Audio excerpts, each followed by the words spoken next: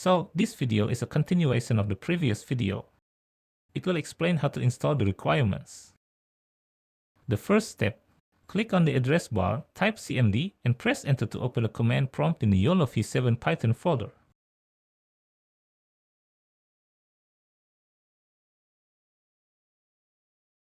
To install requirements, run pip install -r requirements.txt.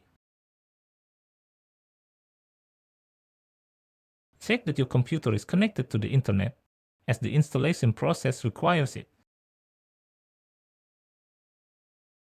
Wait until the installation is finished.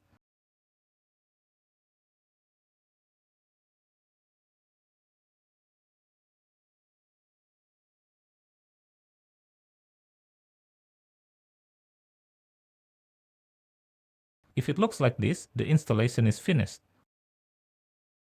We will continue the video by doing object detection. See you then.